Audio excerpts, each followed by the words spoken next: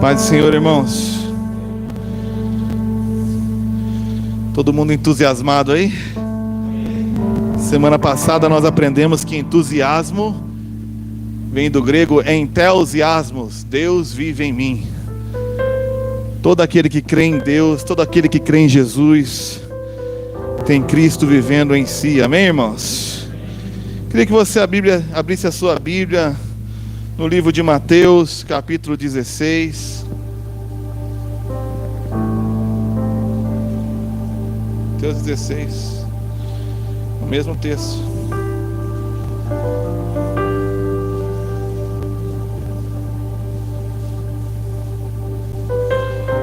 A partir do versículo 24. Nós estamos aqui numa série de mensagens a respeito de Jesus. Eu tenho a convicção, meus irmãos, que, como diz a palavra de Deus, em Cristo Jesus nós temos suprido todas as nossas necessidades, amém? Então eu achei por melhor, achei por bem não encontrar nenhuma outra mensagem que não fosse falar a respeito de Jesus e daquilo que Ele ensinou. Nós temos uma missão nessa igreja de levar pessoas a um relacionamento crescente com Jesus Cristo. E eu creio que quanto mais você vai conhecendo Jesus, mais você vai tendo a sua vida transformada e satisfeita nele. E alguns domingos atrás eu comecei uma série de mensagens a respeito da obra do Cordeiro de Deus. Quando João Batista tomou a mesma decisão, ele falava que segundo ele era uma voz daquele que clamava do deserto, que tinha uma única missão, a não ser apontar: eis o Cordeiro de Deus que tira o pecado do mundo. Ele era um homem excêntrico, era um homem que era cheio do Espírito Santo desde o ventre. Ele poderia falar muitas coisas a respeito dele mesmo. Ele juntava multidões de pessoas no deserto apenas para ouvi-lo. Ele abriu mão do templo, ele abriu mão da estola sacerdotal, ele abriu mão das pedras preciosas, ele abriu mão dos alimentos especiais dos sacerdotes, e se colocou apenas, quando foi perguntado, como uma única voz que só tem uma única mensagem: eis o Cordeiro de Deus que tira o pecado do mundo. Eis o Cordeiro de Deus. E aí nós vimos e começamos a estudar a respeito dessa obra completa de Jesus na nossa vida e na vida daqueles que creem, na vida de todo aquele que crê. O Cordeiro de Deus que tira o pecado do mundo, ele trabalha em toda a nossa essência. Quando eu falo da obra de Jesus, eu tenho que falar da obra que Ele faz no nosso espírito, na obra que Ele faz na nossa alma e na obra que Ele faz e fará no nosso corpo. Uma das coisas que as pessoas têm mais dificuldade de entender é a questão das nossas três essências. Nós somos corpo, alma e espírito. Deus é três também. Deus é Pai, é o Filho e é o Espírito Santo. E quando Ele decidiu criar o mundo, Ele criou o mundo com a sua marca. Ele criou o universo criado com três essências também. Nós somos espaço, matéria e tempo. Tudo que você vê ou se passa dentro do universo criado, que é espaço, matéria e tempo.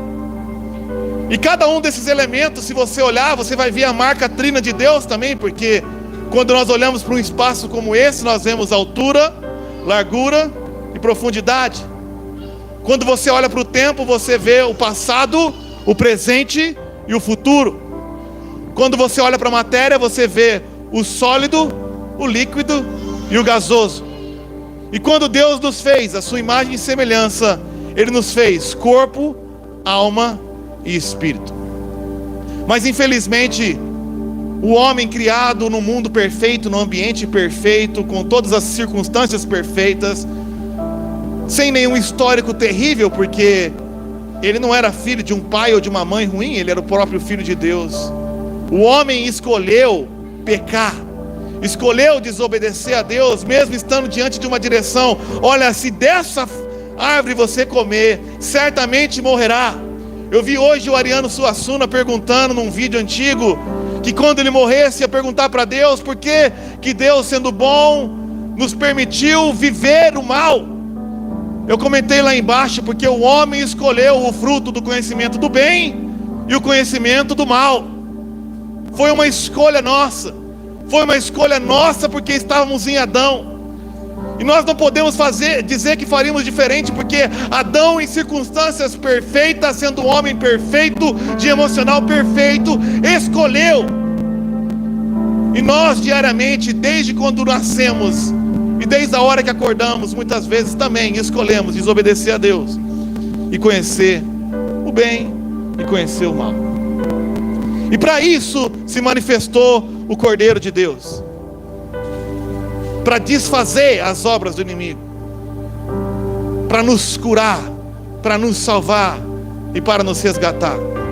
Para você entender o que eu estou querendo dizer, você tem que entender os três tempos da graça. A graça que é operada no passado, a graça que é operada no presente, a graça que será operada no futuro. A graça que é operada no nosso espírito, a graça que é operada na nossa alma e a graça que será operada no nosso corpo.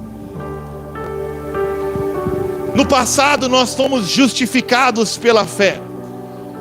E quando você crê em Jesus Cristo, o teu espírito é vivificado. E o homem que estava morto devido aos seus delitos e pecados agora é ressuscitado com Cristo. E o teu espírito passa a viver. O espírito é a parte do homem que se conecta com Deus. Por isso Jesus falou que em João 4 que o Pai procura verdadeiros adoradores que o adorem em espírito e em verdade.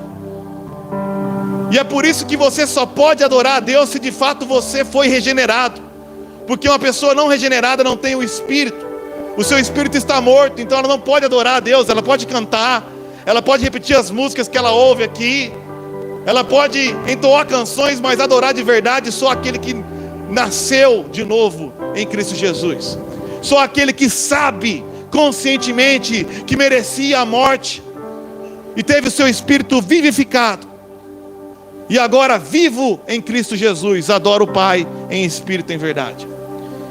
E quem entendeu isso sabe que em Cristo Jesus nós tivemos os nossos pecados perdoados. A dívida foi paga. O Cordeiro de Deus pagou o preço dos nossos pecados de uma vez por todas e para sempre. Depois de pagar o preço, Ele assentou, e não apenas assentou, mas juntamente com Ele nos ressuscitou e nos fez assentar nos lugares celestiais.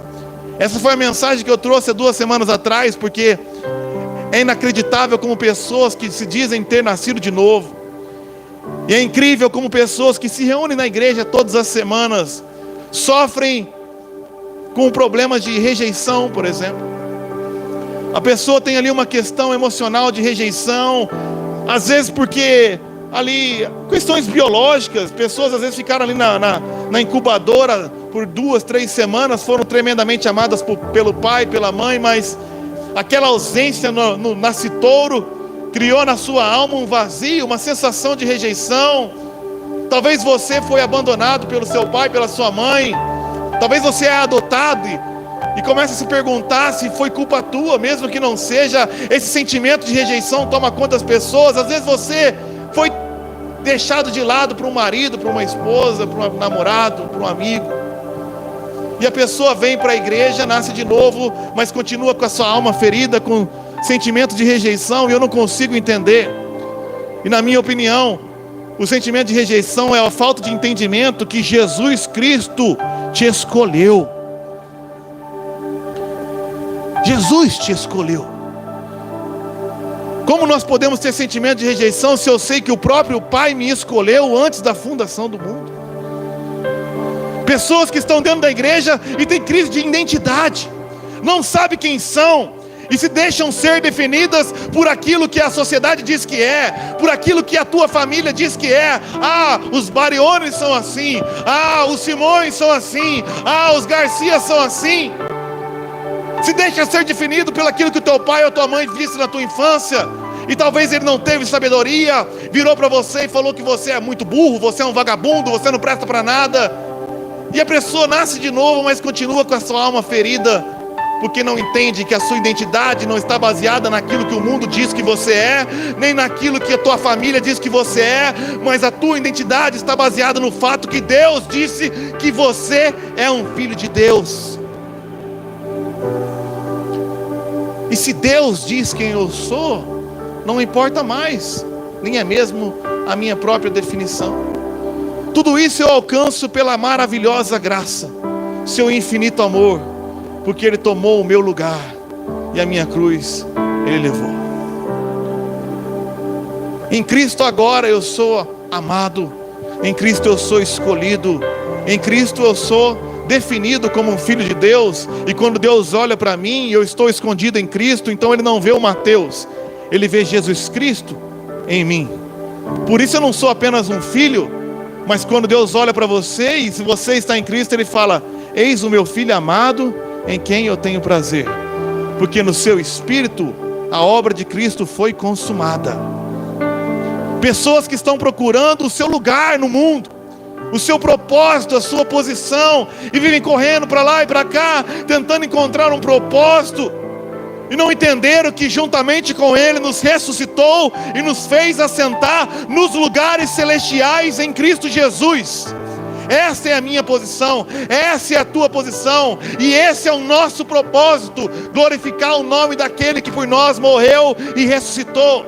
Quer comais, quer bebais ou façais qualquer outra coisa, faça tudo para a glória de Deus. Isso nós vivemos e nós desfrutamos por única e exclusiva obra de Deus na nossa vida. Uma obra que Ele realizou no nosso espírito, que está vivificado com Ele.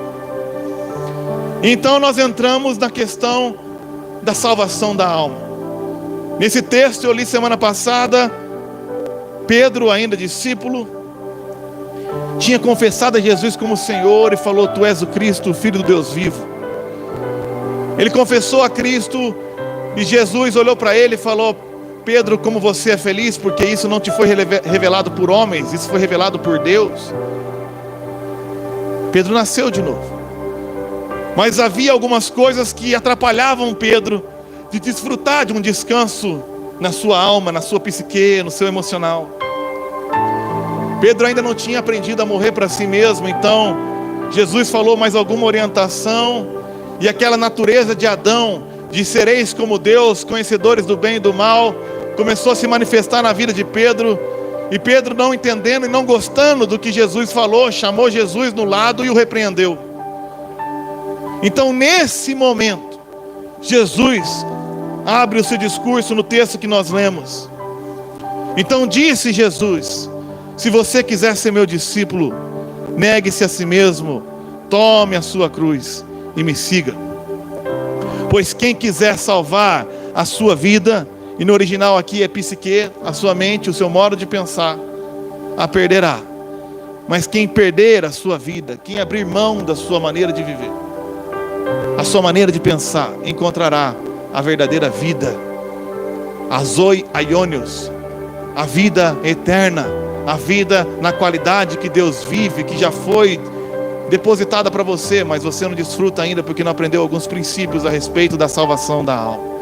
Pois do que adianta ganhar o mundo inteiro e perder a sua alma? De que adianta conquistar as coisas e viver com o emocional abalado? Então a primeira coisa que nós aprendemos semana passada é: negue-se a si mesmo. Negue-se a si mesmo, arrependa-se. E quando eu digo arrependa-se, eu não estou falando simplesmente de se arrepender de alguma ação, eu estou falando de se arrepender de um modo de pensar. Nós vimos a história de Jó, que era íntegro, justo, se apartava do mal, mas ele se julgava autossuficiente, ele se auto-justificava, e não dependia da suficiência do alto, e não dependia da justiça do alto, e por causa disso não conhecia Deus, porque buscava apenas aquilo que ele julgava ser certo.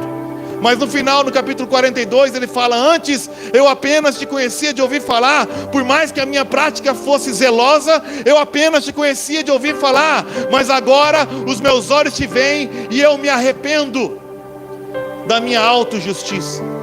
Agora eu nego a mim mesmo e me repugno. Porque foi assim que começou o problema da humanidade. Foi assim que começou o problema que tem causado tudo que você tem visto aí. Foi assim que você chegou no buraco. A Eva olhou para o fruto e era bom de se comer, agradável aos olhos. e desejável. Desejável. E as pessoas ainda não entenderam que o grande problema da humanidade é que uma pessoa acorda de manhã e ainda busca o que é desejável para ela, e não busca o que é desejável para Deus. Busca a sua própria vontade e não busca a vontade de Deus. Então quando o texto fala negue-se a si mesmo, ele está falando negue o seu direito de escolha, negue o seu próprio desejo e busque o desejo de Deus, porque fazendo assim alcançará descanso para a sua alma. Parece uma mensagem difícil de pregar, mas é fácil de entender quando você coloca sobre perspectiva. Eu tenho 3 crianças e a minha filhinha de 1 ano e pouco vai na lavanderia, encontra ali uma água sanitária, olha para aquilo e na falta de entendimento ela acha que é bom de se comer e deseja e pede: papai, eu quero beber isso. E se eu dou para ela tomar, ela morre. Se eu não dou para ela tomar, ela se frustra. Mas o que ela tem que acreditar e ela tem que confiar é que o papai ama ela tanto que aquilo que ela está desejando não lhe será dado, porque muito melhor do que uma água sanitária, uma água raiz, eu tenho para ela um danoninho. É assim no meu e no teu coração. Você olha para alguma coisa, busca e deseja, e quando Deus lhe concede, aí às vezes nasce o problema. Porque Deus os entregou aos desejos dos seus corações, e por isso a humanidade se contaminou. Mas você que agora foi justificado e é filho de Deus, tem que buscar: pai, eu sei que tu me amas, e eu que sou mau, sei dar boas coisas aos meus filhos, quanto mais o Senhor me dará o Espírito Santo a todo aquele que pedir. Por isso negue-se a si mesmo, foi o que eu preguei semana passada. Mas nessa semana eu queria falar com você a respeito do segundo ponto, para a salvação e o descanso da alma. Tome a sua cruz. Tome a sua cruz. Aí é a hora que a pessoa fala: nossa, tome a sua cruz, parece uma, cuida desse bebê aqui. Tome a sua cruz, vai lá limpar a patente do banheiro. E pela falta de entendimento do que significa o conceito de tomar a cruz, muitas pessoas, como Pedro, confessaram Jesus como Senhor e não alcançam descanso para as suas almas.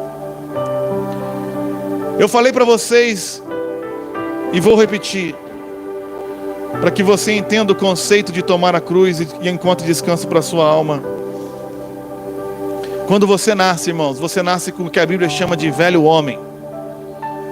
O velho homem também tem 3 essências, lembra do número 3? O velho homem, ele nasce mentiroso. O velho homem nasce egoísta. O velho homem nasce rebelde. É fácil de constatar. Pega o seu filhinho aí, você que tem uma criança de 1 ano de idade, você vai constatar que mesmo sem ser ensinado, essa criança nasce mentirosa, rebelde e egoísta. É meu, é meu, é meu. Mas a Bíblia diz que nós fomos crucificados com Cristo. Quando você entende que Jesus pagou o preço pelos seus pecados, nos 3 tempos da graça, no passado Ele pagou o preço, e pela justificação, pela fé, somos livres da culpa do pecado. No presente, através da santificação, somos livres do poder do pecado, e no futuro, através da glorificação, seremos livres da presença do pecado. Eu prego aqui e falo para você: está consumado. O preço foi pago. Você não vai mais ser condenado pelos seus pecados. E as pessoas choram, as pessoas celebram. Isso é verdade. Mas se a obra de Cristo se resumisse unicamente no fato de que Jesus nos livra da culpa do pecado, a obra não seria perfeita, a notícia não seria tão boa assim, o evangelho não seria boas novas. Então a obra de Cristo continua operando, e através da santificação, eu não sou apenas livre da culpa do pecado, mas agora eu sou livre do poder e da escravidão do pecado. Vocês estão conseguindo entender? Vou usar um exemplo para ver se vocês entendem melhor. Eu estava estudando um documentário do Brasil Paralelo a respeito de pornografia. Hoje muitas pessoas estão viciadas nisso aí. É o vício do século. E eu chego para você e falo: Jesus morreu por cada um dos seus pecados. Não precisa buscar ser aceito por Deus. Tem gente que nasceu de novo e perde a sua vida tentando ser aceito por Deus. Desperdiça, você já foi aceito por Deus. Não tente esconder o seu pecado, sabe por quê? O Deus que sabe tudo que você faz, tudo que você pensa e tudo que você deseja, é o mesmo Deus que te amou incondicionalmente. Ele não te amou porque você decidiu ser bom. Ele te amou quando ainda éramos seus inimigos. Ele dá a prova do seu amor por nós, morrendo por nós quando nós ainda somos pecadores. E as pessoas celebram. Mas se Deus me livrasse apenas da culpa de assistir pornografia, irmão, a notícia não seria boa, sabe por quê? Segundo os estudiosos, imagina você fazer algo prazeroso, e a relação sexual é uma das coisas mais prazerosas. E vamos imaginar um número aqui, que essa relação normal e natural libera um hormônio no seu corpo de prazer chamado dopamina. E ela libera uns 50 números de dopamina. E você sente aquele êxtase, e depois de alguns minutos você volta ao estado normal. Mas a pessoa que está presa na pornografia, ela não depende do seu desempenho físico. Então ela bota aquele vídeo ali, e ela não fica 2, 3, 5, 10 minutos, ela fica 20, 30, 40 minutos. E segundo a ciência, se na relação libera 50 dopaminas, na pornografia libera 5.000, 10.000. E o cérebro da pessoa começa a ficar encharcado de dopamina, a ponto que começa a acelerar os ouvidos e apitar. E é como se fosse uma coisa, como uma cocaína. E o cara começa a buscar aquilo e aquilo, e o cérebro precisa trabalhar no outro dia. Então sabe o que o teu cérebro faz? Dentre um hormônio e outro, existem alguns receptores, e de 10 receptores ele bloqueia 8. Significa que ele está esperando você assistir pornografia, e vai vir muita dopamina. Então o teu cérebro agora bloqueia tudo, e deixa só uma portinha aberta, para que se for passar 10.000, só passe 1.000 de dopamina, e você tenha condição de acordar no outro dia. Mas quando você bloqueia esses receptores, no outro dia você acorda, irmão, e você toma o café da manhã, libera 20 dopaminas, o teu cérebro está bloqueado, não sente prazer naquilo. Você começa a trabalhar e libera 30 dopamina no trabalho que você gostava, você não sente prazer naquilo, aquilo te deprime. Você vai ter uma relação normal e libera 50 de dopamina, o teu cérebro está bloqueado, você não tem mais prazer naquilo. Você vai ver a pornografia que você via ontem, e ela te deu 10.000 de dopamina, mas agora tem 8 receptor bloqueado, você só sente 1.000, então sabe o que você faz? Você começa a procurar por alguma coisa mais forte, mais bizarra, para ver se libera mais dopamina, e sente a sensação de ontem. Enquanto você menos percebe, eu não estou falando de pecado, eu estou falando do teu cérebro sendo destruído pelo pecado. Isso se passa meses e anos, e essa pessoa se torna mais viciada do que um cheirador de cocaína. E ela entra em depressão, e ela entra em procurar por situações bizarras na internet, e de repente as coisas normais não fazem mais sentido, então ela começa a procurar por situações bizarras na vida dela. Por isso eu falo para você que se Deus me libertasse apenas da culpa de assistir pornografia, a notícia não seria tão boa, porque o meu cérebro ainda estaria destruído, escravizado, detonado, sem prazer e sem alegria e sem paz, porque ainda sou escravo do pecado. E o que faltou ensinar para você é o que está escrito em Romanos capítulo 6. Eu queria que você abrisse a sua Bíblia.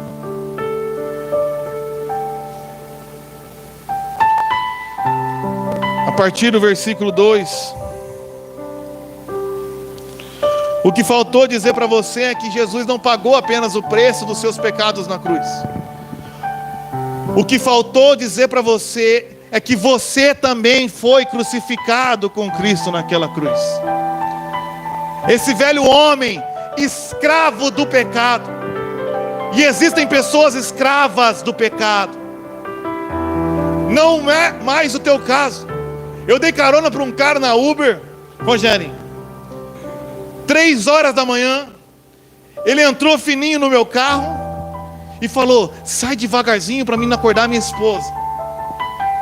E eu comecei a sair em marcha lenta. E ele falou assim, eu falei: por que está saindo devagar? Porque se minha mulher descobrir, eu estou indo ali trair ela com uma amiga dela ali na frente, na esquina. E saí devagar, 2 horas da manhã. E ele falou para mim: mas tem que parar na farmácia primeiro, porque eu tenho que comprar Viagra.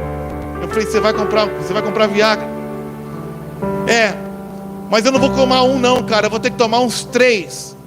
Porque semana passada eu saí de madrugada para trair minha mulher com essa amiga dela. Comprei um Viagra e mesmo assim eu não consegui, porque essa mulher, ela tem problema, ela fede demais.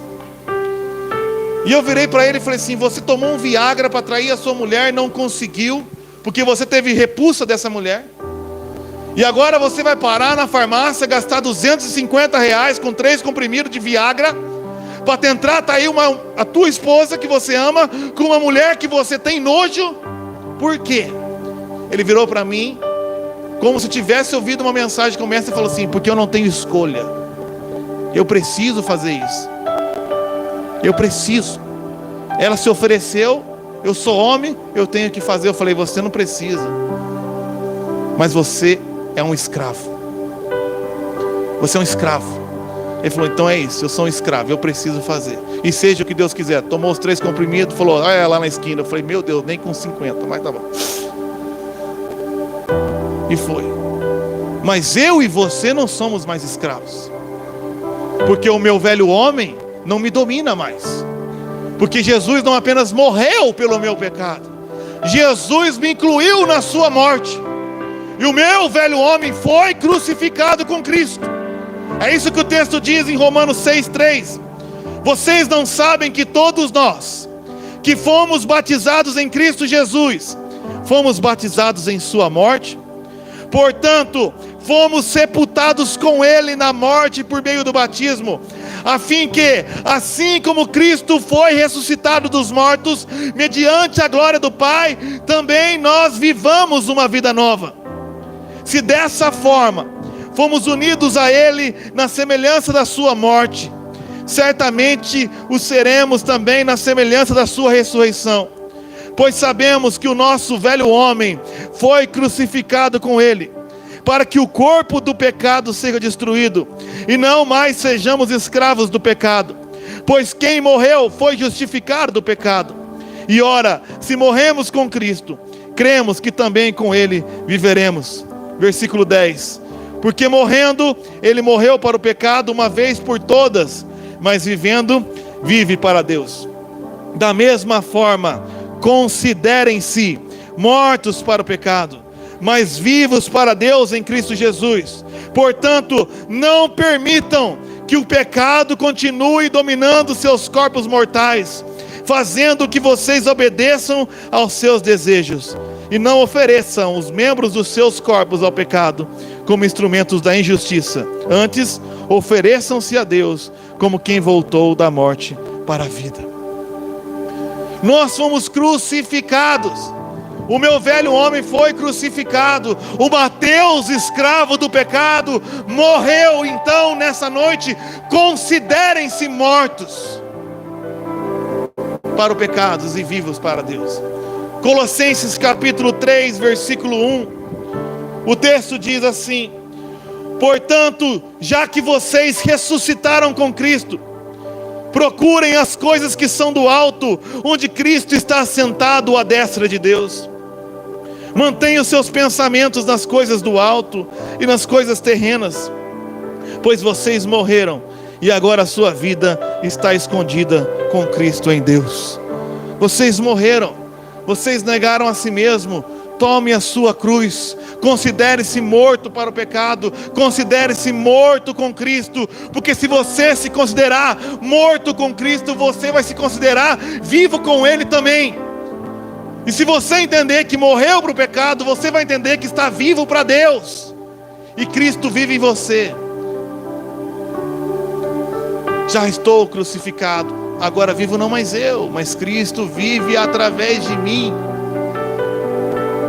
E se eu considero que fui morto naquela cruz com Ele. A vida que agora vivo, vivo por meio da fé em Cristo Jesus. Esse é o problema, irmãos. Às vezes a mensagem é densa, às vezes a mensagem é difícil, mas sabe qual que é o problema dos evangélicos e do evangelho hoje? Que as pessoas estão há 50 anos dentro da igreja e não entenderam as doutrinas básicas do evangelho, por isso vivem aprisionados. Vão para o céu, mas vivem na terra um inferno, porque acreditam mais no poder do diabo do que no poder de Deus. Tem mais medo do demônio do que fé no Espírito Santo. Tem mais medo de macumba do que fé na oração. Tem mais fé no poder do pecado do que no poder de Deus para nos livrar do poder do pecado. Acredita mais que é mais fácil cair do que viver uma vida pela fé em santidade. E vive buscando o perdão de Deus, mas não vive buscando a vida dele através de nós. Esse é o problema. Não abriu mão da sua vida. O velho homem morreu, mas não se despiu dele, não se revestiu do novo. O velho homem morreu, mas continuou os velhos hábitos. Não entendeu o texto que fala que aquele que está em Cristo, nova criatura é. As coisas velhas já passaram, eis que tudo se fez novo. O teu cérebro se renovou. Por isso experimentam as consequências dos próprios desejos, mesmo sendo salvo, mas não experimentam a vontade de Deus, porque não entenderam que é negar a si mesmo e tomar a sua cruz. Uma vez eu estava ouvindo uma história, estou aqui com o Ricardo, está aqui hoje, um amigo meu lá de Londrina, ele já viu essa história 1 milhão de vezes, a Renata também. Rainaldo III, lembra dessa, Ricardo? Rainaldo III, Duque de Gendals, em 1333, um condado que hoje é chamado de Holanda. Era o rei desse condado. Só que ele era conhecido também como gordo. Ele tinha um apetite voraz. E numa batalha, o seu irmão mais novo, desejando dominar aquele condado no lugar dele, fez uma estratégia e encurralou ele numa casa e sitiou aquela casa por muito tempo. Só que o que ele fazia era, mesmo sitiando a casa, ameaçando o irmão de morte, era ceder comida por Rainaldo III todo dia. Muita comida. De manhã, de tarde, de noite, de madrugada, comida, bolo, e frango, e pastel, e pizza, e vai. E o Rainaldo comendo, sitiado. O irmão mais novo sabia que se ele matasse Rainaldo, o povo não ia aceitar essa tradição, ele seria um regicida, ele não seria aceito como novo rei. Mas o irmão mais novo tinha uma estratégia melhor. Ele foi empanturrando o irmão nessa briga, e no final de um tempo, o gordo estava tão grande que ele não conseguia passar por uma porta normal. Então o irmão parou de sitiar a casa e falou o seguinte: olha, eu me arrependo dessa briga, e se meu irmão Rainaldo sair de dentro da casa e assumir o trono, ele pode reinar de volta. Enquanto isso, eu fico reinando no lugar dele. Porque Rainaldo não conseguia passar de uma cadeia que estava aberta. Não tinha grade na janela, não tinha porta no lugar da porta, mas Rainaldo não controlava os próprios instintos naturais e não conseguia desfrutar daquele trono que era dele. Rainaldo era um rei que não desfrutava do trono, porque não conseguia parar de buscar o seu desejo de se alimentar. Eu falo há 2 semanas aqui: você está sentado nos céus, em Cristo Jesus, nos lugares celestiais. Sabe por que não parece para você? Porque você acorda de manhã e não para de comer o que você deseja. Eu falo que Jesus já pagou o preço e nós podemos ter uma vida vitoriosa e achar descanso para as nossas almas, mas você não sente isso. Você vem na igreja e não tem nem vontade de adorar, porque você ainda está preso como Rainaldo III, porque acha que é escravo dos instintos naturais e da vontade de comer. Foi assim que começou o problema, irmãos, e eu vou encerrar isso. Foi assim que começou o problema. Presta atenção. Eva viu o fruto. A tentação foi: sereis como Deus, conhecedores do bem e do mal. E ela viu o fruto e falou: é bom de se comer, agradável aos olhos e desejoso ao coração. Comeu aquilo e começou o problema, porque ela come o que é bom, agradável e desejoso. Se alimenta do que é bom, agradável e desejoso. Paulo fala, Romanos capítulo 12: rogo-vos, pois, irmãos, que apresenteis o vosso corpo como sacrifício vivo, santo e agradável a Deus, que é o vosso culto racional. Não vos conformeis com este mundo, transformai-vos pela renovação do vosso entendimento, para experimentar a vontade de Deus boa, agradável e perfeita. Bom, agradável e perfeito, tem sido assim a sua vida? Porque em vez de se alimentar do que é bom, agradável e perfeito, a gente se alimenta do que é bom, agradável e desejável. Bom, agradável e desejável é aquilo que você deseja no seu coração. Bom, agradável e perfeito é a vontade do Pai. É isso que a gente devia comer. A gente devia parar de comer o que você quer e passar a buscar comer aquilo que o Pai quer. Jesus disse isso e os discípulos não entenderam. Eu não quero que você entenda isso pela primeira vez, mas Jesus estava conversando com a mulher samaritana, e saiu todos os discípulos para ir no mercado comprar. Eu não sei o que eles foram comprar, Lucas, porque foi todo mundo. Devia ser muita comida, os caras deviam comer demais, porque foi os 12 comer. Jesus ficou sozinho com a mulher samaritana, voltou e deram para Jesus uma comida. Ele falou assim: eu não preciso disso não, eu tenho outra comida. Os discípulos pensaram, deram comida para ele, e a resposta do que Jesus come é: a minha comida é fazer a vontade do Pai. Jesus comia a comida daquilo que se alimentava, não era o que era desejoso, mas era daquilo que era perfeito para ele. Não era água raiz, mas era Danoninho. Às vezes era até difícil: Pai, se for possível, afasta de mim esse cálice, mas seja feita a tua vontade. Jesus comia o que era perfeito. Por isso ele nos ensinou a orar: Pai, seja feita a tua vontade. O pão nosso de cada dia nos dai hoje. E o meu pão é fazer a tua vontade, porque fazer a minha vontade me colocou onde eu estou. Fazer a minha vontade me fez de um rei e sacerdote que não desfruta do reino, justiça, paz e alegria. Fazer a minha vontade me fez ser um filho de Deus que ainda entende que é aquilo que o pai e a mãe definiu.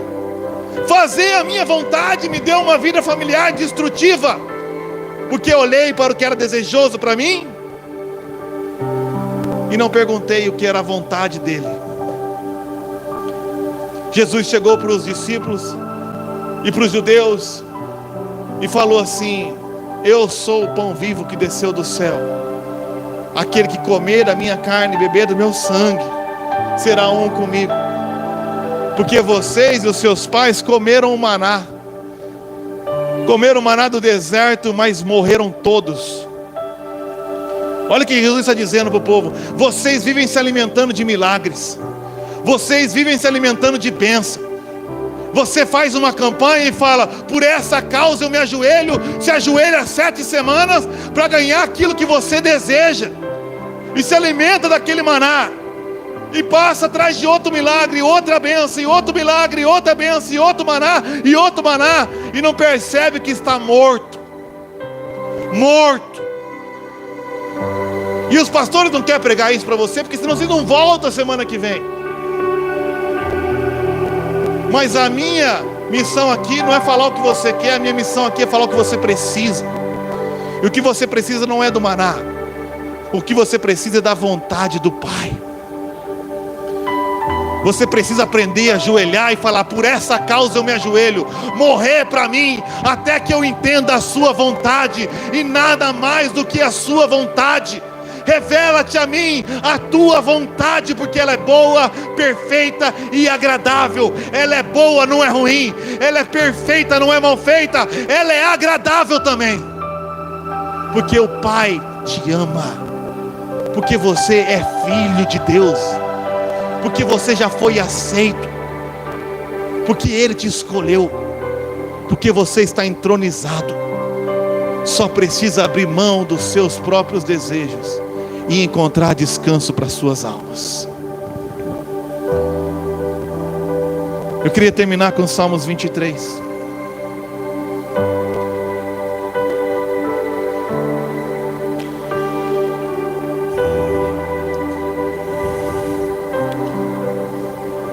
Salmos capítulo 23 é o Salmos do bom pastor.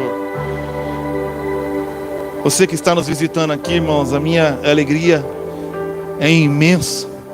Você é um fruto de resposta de orações. E se você está aqui para ouvir essa mensagem, é porque eu creio que você é ovelha. Ovelha precisa de comida.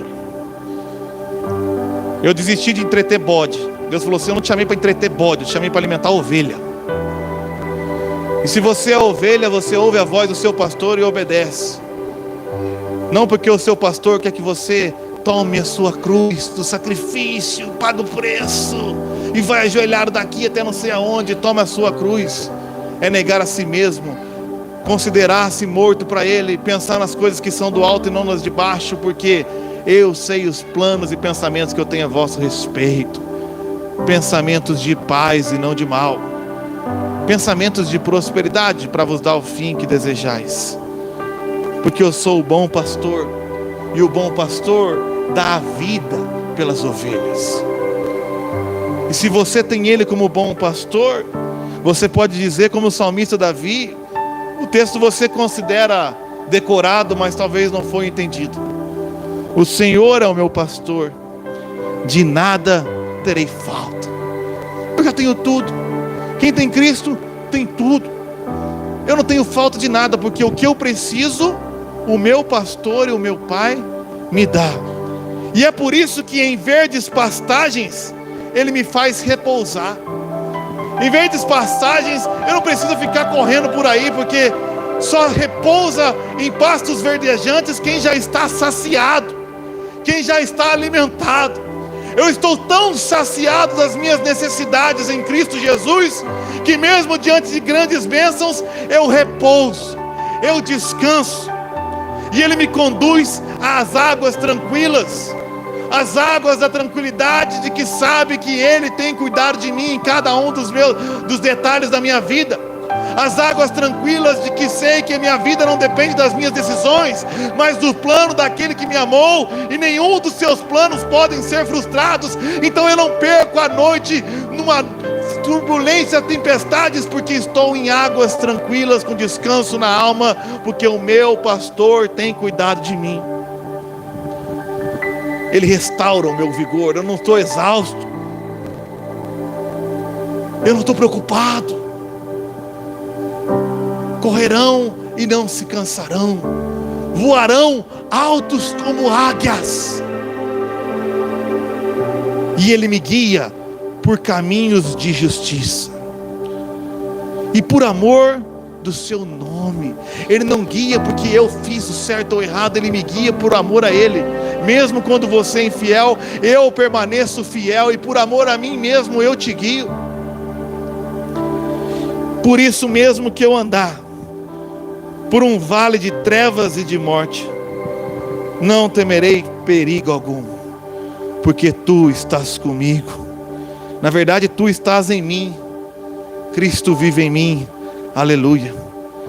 E mesmo que eu erre o caminho aqui ou ali, eu estou tranquilo, porque a Tua vara e o Teu cajado me protegem. Ele não me abandona, Ele não me deixa ao Deus dará.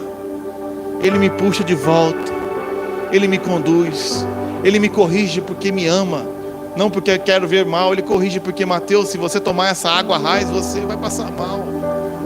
Então para de beber isso aí. E com sua correção Ele me protege, e prepara para mim, na vista dos meus adversários, um banquete. E diante dos meus adversários, diante daqueles que querem me destruir, diante daqueles que querem meu mal, eu não fico tenso ou preocupado. Sabe por quê? Os meus inimigos tramam contra mim, mas é eles que tropeçam e caem. Diante do miríades de adversários naturais e sobrenaturais, eu estou assentado com Ele nos lugares celestiais em Cristo Jesus, comendo um banquete tranquilo. E enquanto os outros assistem, Ele me honra, ungindo a minha cabeça com óleo, me fazendo ser cheio do Espírito Santo, a ponto de transbordar, a ponto de compartilhar aquilo que tenho recebido pela graça, porque estou saciado da parte de Deus. Por isso eu sei que a sua bondade e a sua fidelidade me acompanharão todos os dias da minha vida, e eu habitarei na casa do Senhor enquanto eu viver. Não tem lugar melhor para estar, não tem escolha melhor para fazer. O preço foi pago, mas agora o desafio para você é deixar Ele viver através de você também e tomar as suas decisões. O desafio que eu chamo para você nessa noite é considerar-se morto para o pecado e vivo para Deus. O desafio para você que está aqui nessa noite é olhar para aquela cruz e não pensar que Ele morreu, mas que você morreu lá também. E olhar para a tumba vazia e não pensar que Ele ressuscitou apenas, mas que você com Ele ressuscitou. Você está assentado no lugar celestial e Ele está habitando dentro de você. Então talvez seja difícil para você vencer uma área ou outra, mas para Ele não é difícil, Ele está em você. Descanse na ação de Deus através da sua vida. Coloque-se de pé.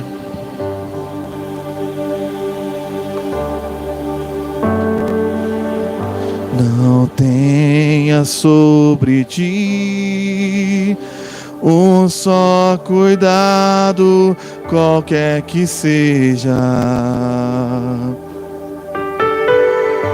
pois somente um seria muito para ti.